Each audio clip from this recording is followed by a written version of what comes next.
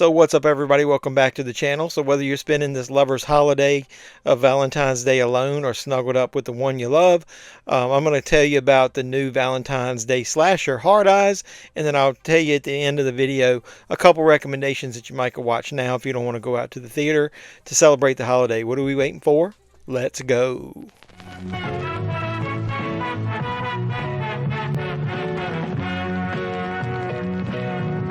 Happy V-Day! Get killed, all right? What was... Why would he say that? So what's going on, everybody? Welcome back to the JeffMan316 Pop Culture Reporter channel. I'm your host, as always, JeffMan316. That's me on the sign because JeffMan316 Live is where we watch along to a movie, usually Sunday nights, 10 p.m. Eastern. Come over, we'll watch along to that movie, we'll talk about pop culture, we'll talk about movies in the theater, like Hard Eyes. Yeah, so Hard Eyes just came out. It's directed by Josh Rubin. He directed a couple of like lower budget horror movies that I like. Scare Me, which was a Shudder movie. That's where I saw it, and I think it was Werewolves Within. I think that was the movie that starred the AT&T girl. I like those movies, but as far as the cast, the main cast got Olivia Holt. I thought she did a great job as your quote-unquote final girl. Mason Gooding plays her love interest slash co-worker at the beginning. Then you got Jordana Brewster, who is nice to see her back in the horror genre. You know, she was in the Texas Chainsaw Massacre, The Beginning, I think, is the one that she was in. Then we got Devon Sawa. I just saw him. I watched Final Destination. Probably not the best idea. I watched that movie because I'll be flying here in a couple weeks, but I love the Final Destination movies, and so it's good to see that he's come back into the horror genre. He's been on the Child's Play TV show, Chucky. So with that being said, pretty decent cast. I really like Olivia Holt, like I said, as the final girl. Some pretty depth to her character. You know, she's been jilted in the past, not really wanting to put herself back out there, ends up getting kind of intertwined with Mason Gooding's character. He's from the Scream franchise, if you don't know. I didn't think he was that great in this. He was good, but his character was kind of dry. You got any white bread? Yes? I'll have some toasted white bread, please. Yeah, dry like white toast, man. I think he's got a little more personality to him in the Scream movie, so I'd like for him to, have a little more personality in this. But they were good, bouncing off each other, and that's one of the cool aspects of the movie. It's almost like a rom-com in certain scenes that has a slasher mixed into it, and we'll get more into the slasher part in a little while. Jordana Brewster, I liked her role.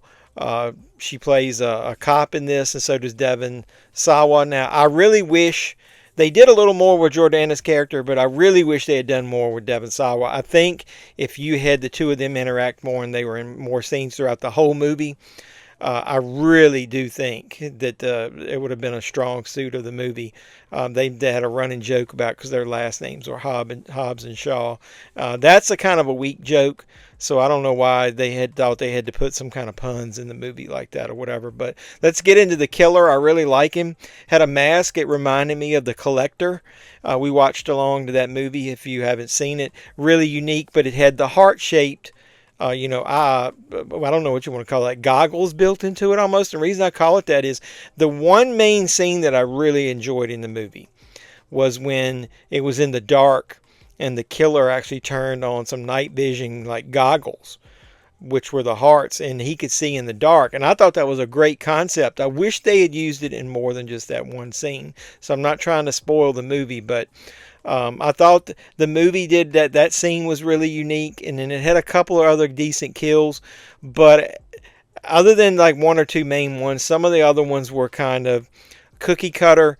And when I say that, it's because he's throwing knives that have hearts, engraved in them. He's using a lot of crossbow action, but there's a couple of decent kills in there. It's got, I'd say, the gore.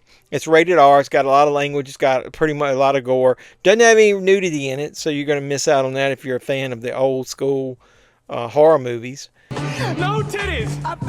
No titties! Yeah, but either way, I thought it was really fun. So that's the main concept of it. Really fun. It was kind of slow in the second act. What I'll say is the beginning is great, and I think, if I'm not mistaken, you go maybe 30-40 minutes after that first kill before you actually see the killer in action again. I think you may see him watching and stalking someone, but that's one of the downfalls of the movie. You got this unique killer who's coming after couples.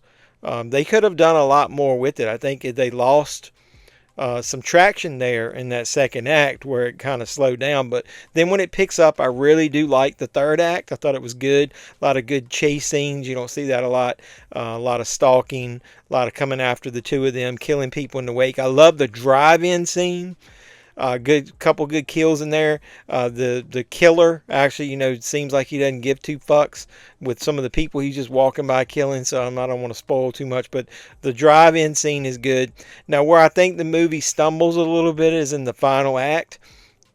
He tries to go Scooby-Doo / Scream and get way too convoluted in the final act. I think they would have done themselves some service if they had streamlined it down and not been so convoluted. And I can't tell you why. I really think that without spoiling it. I'm not going to do that. I'm going to keep it spoiler free. But it doesn't spoil it enough to where I don't like the movie. And then the way it ends, there's some really good kills at the very end of it. So I will say, if you want to see, like I said, it was kind of rom-com. If you want to see a funny take on the original opening scene, make sure you stay through the credits. Right in the middle of there's a funny scene. So what did you think about Hard Eyes? If you've seen it, put in the comments down below. Before we end the video, don't forget the classics, and then there's one that I might remind you about. But obviously, you got My Bloody Valentine. You can get this on the Shout / Screen Factory 4K set.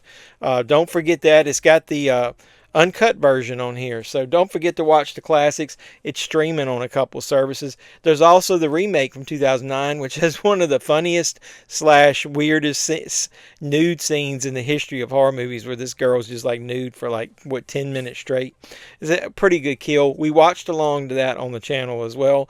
A movie that kind of gets lost in the shuffle of I don't know what year this thing was, around 2000, I think. Yeah, Valentine. I think it gets lost in the shuffle. It was pretty good. I liked it back in the day because it's got the guy who played Angel from the Buffy Angel series. Denise Richards is in it, and Katherine Heigl in one of her first roles that I remember her from. So don't forget to watch Valentine. And then there's a movie that I recommend that I actually covered on the channel. I think we did a watch along to this one as well, but I did an unboxing and a review of it.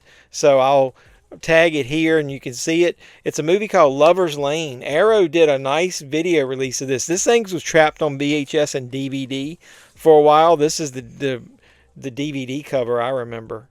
But this is one of Anna Faris's very first movies. So this one isn't quite as good as the other ones, but if you haven't seen it, I think it's worthwhile for you to try to search this one out. I don't think this is out of print. I was looking to see what year this one was made.